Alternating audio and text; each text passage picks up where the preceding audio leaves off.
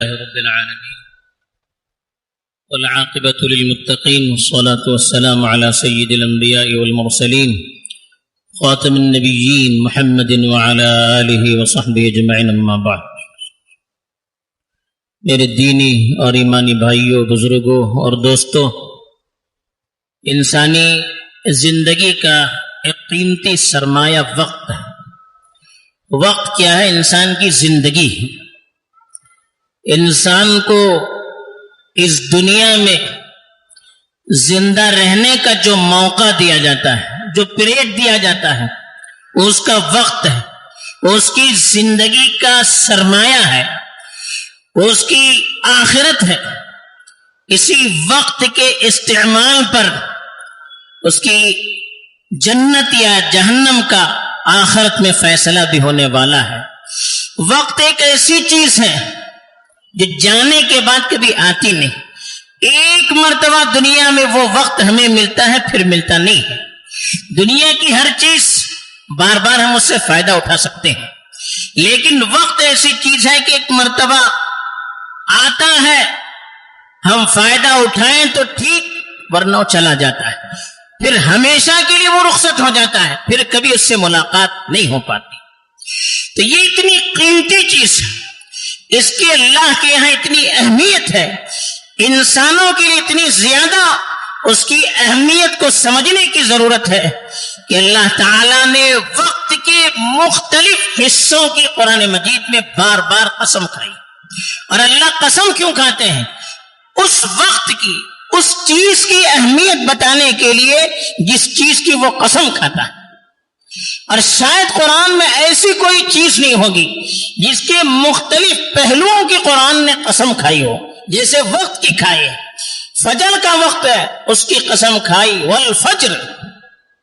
دوپہر کا وقت ہے، کہا والضحیٰ۔ رات کا وقت ہے، کہا واللیل۔ دن کی قیمت کو بتانے کے لیے کہا والنہار۔ بار بار الگ الگ اعتبار سے اللہ تعالیٰ نے قسم کھائی، گویا دن بھر اور رات کا ہر حصہ اللہ کے یہاں قیمتی ہے، اس لیے ہر حصے کی اللہ نے قسم کھائی ہے۔ دوسری طرف دیکھیے، اللہ تعالیٰ نے نماز جیسی عبادت دی۔ نماز سب سے بڑی عبادت، لیکن اس کے لیے وقت متعین کیا۔ نماز کو وقت سے ذرا پہلے پڑھیں گے وہ نماز ادا نہیں ہوگی، وقت گزارنے کی تھوڑی دیر بعد پڑھیے وہ بھی نماز ادا نہیں ہو جائے گی، قضا ہو جائے گی۔ وقت پر نماز پڑھنے کے لیے کہا ان الصلاۃ کانت علی المؤمنین کتابا موقوتا۔ نماز کو مومنوں پر وقت مقررہ پر فرض کیا گیا ہے۔ ہر نماز اپنے وقت پر فرض ہے۔ اب ظہر کی نماز کو فجر کے وقت میں نہیں پڑھ سکتے، فجر کی نماز کو عصر کے وقت میں نہیں پڑھ سکتے، عشاء کی نماز کو مغرب کے وقت میں نہیں پڑھ سکتے، سفر کی بات اور ہے، عام زندگی میں نہیں پڑھ سکتے، اس لیے کہ اللہ نے اس کا وقت عام زندگی میں طے کر دیا ہے کہ فلاں وقت پر فلاں نماز ہونی چاہیے۔ انسان حج کرتا ہے، حج کے ایام متعین ہیں۔ الحج اشہر معلومات، کہا کہ حج چند متعین مہینوں میں کیا جا سکتا ہے، یعنی حج کا احرام متعین مہینوں میں ہے، شوال، ذوالقعدہ اور ذی الحجہ کے 10 دن۔ باقی دوسرے دنوں میں آپ حج کی نیت کریں گے، حج کا احرام باندھیں گے تو اس کا کوئی حساب نہیں ہوتا ہے، وہ عمرے کے لیے ہو جاتا ہے۔ متعین دن ہے۔ عرفہ کا وقت متعین، اس سے پہلے بھی جائیں گے ادا نہیں ہوگا، اس کے بعد بھی جائیں گے ادا نہیں ہوگا۔ مینا کا وقت متعین، ہر چیز کا وقت متعین کیا، یہاں تک کہ ہم روزے رکھتے ہیں متعین دنوں میں، رمضان کے مہینے میں فرض کیا، وقت بھی بتا دیا، فجر سے لے کر مغرب تک کا وقت متعین، اس سے پہلے کرے حساب نہیں، اس کے بعد کرے حساب نہیں۔ کیوں کیا؟ زکوٰۃ دینا ہے، سال میں ایک مرتبہ کا متعین، وَآتُوا حَقَّهُ يَوْمَ حَصَادِهِ، کہا کہ جس دن آپ کی کٹائی ہوگی اس وقت اس کا حق دینا پڑے گا۔ متعین اوقات دیے، کیوں دیے؟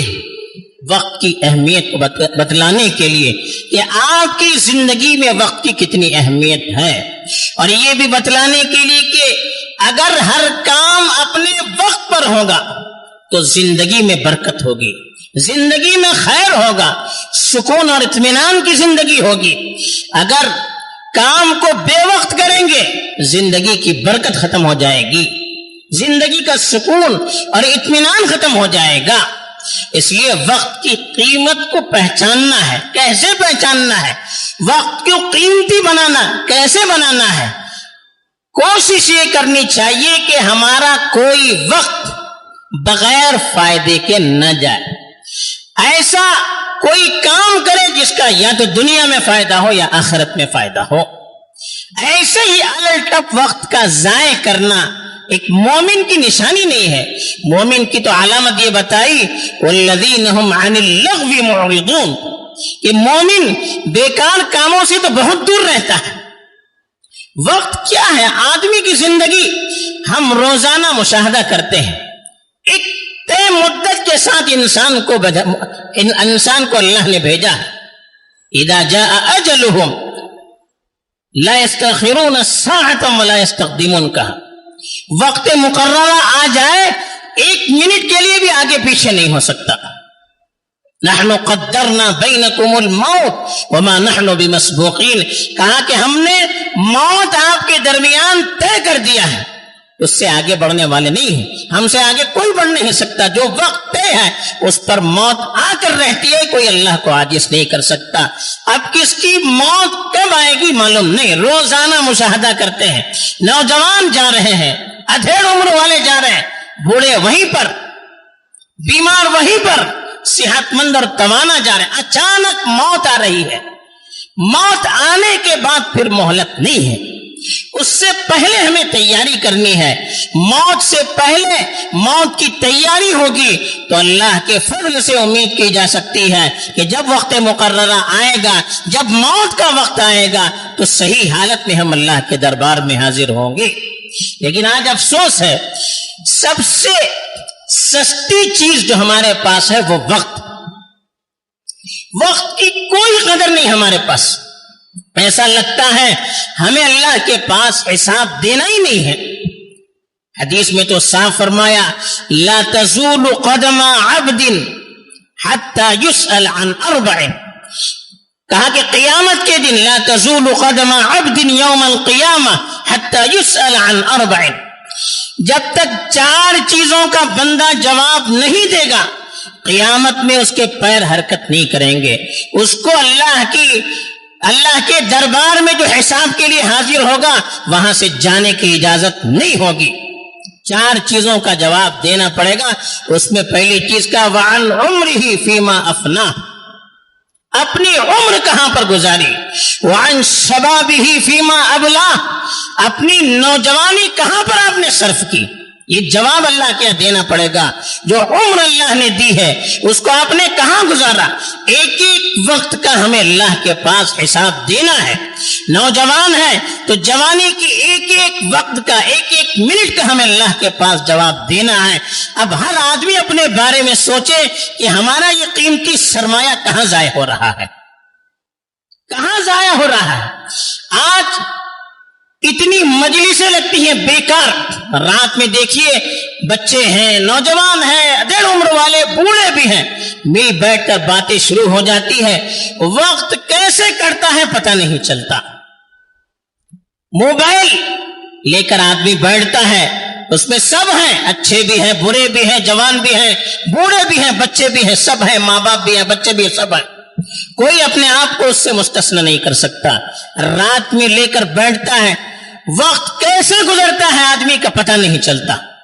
پھر کیا کیا چیزیں انسان اس میں دیکھتا ہے جس سے ایمان ضائع ہوتا ہے، جس سے حیا ختم ہوتی ہے، جس سے شرافت ختم ہوتی ہے، جس سے اقدار مٹ جاتے ہیں۔ کیا یہ چیزیں ہیں؟ مجلسیں لگتی ہیں، باتیں ہوتی ہیں، کسی کی غیبت ہو رہی، وقت تو ضائع ہو رہا ہے ہی، اس کے ساتھ غیبتیں ہو رہی ہیں آپس میں، اس کے خلاف، اس کے خلاف، اس کے خلاف۔ سستا گناہ ہے یہ، کیسے گناہ اس سے بڑھتا ہے۔ پتہ ہی نہیں چلتا. شراب پیئیں گے گناہ کا احساس ہوتا ہے, زنا کرتا ہے انسان گناہ کا احساس ہوتا ہے, کسی کو نقصان پہنچاتا ہے گناہ کا احساس ہوتا ہے.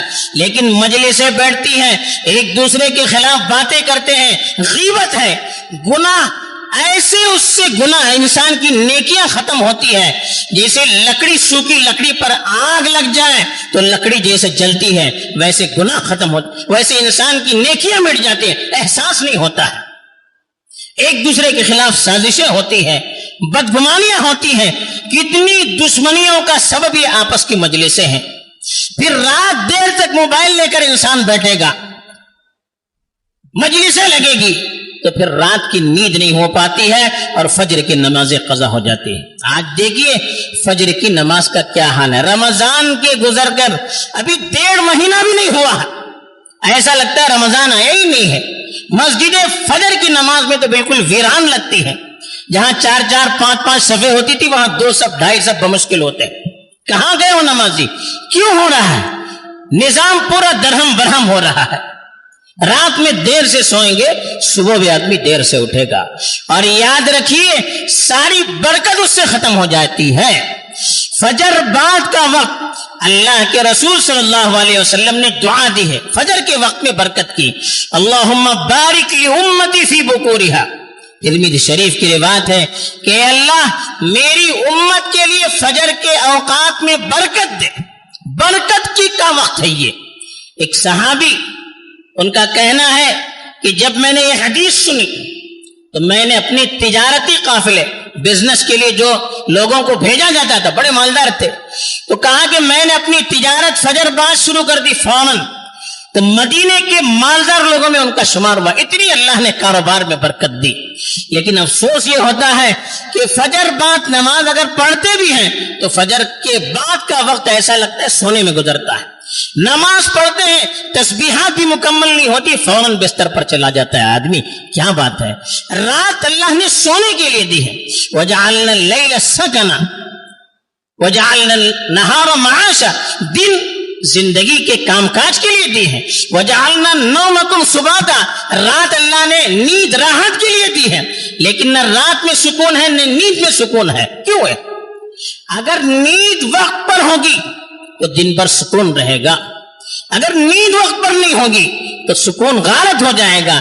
آدمی کام کاج وقت پر نہیں کر سکتا, صحت پر اس کا اثر پڑے گا, اور تعلقات پر بھی اثر پڑتا ہے. آدمی اپنی ڈیوٹی وقت پر نہیں دے سکتا, طالب علم کلاس میں وقت پر حاضر نہیں ہو سکتا, رات میں آدمی جاگے گا, دن بھر کا کام چستی سے نہیں کر سکتا, تو پھر نہ پڑھائی صحیح ہو سکتی ہے, نہ آدمی کی ڈیوٹی صحیح ہو سکتی ہے, نہ کاروبار صحیح ہو سکتا ہے, نہ اللہ کی عبادت صحیح ہو سکتی ہے. ہر چیز میں نقصان ہی نقصان ہے. تو اس لیے ہمیں اس کا احساس کرنا چاہیے. جو ہمارا وقت ہے, چھوٹی سی عمر انسان کی, کس کی موت کب آ جائے معلوم نہیں.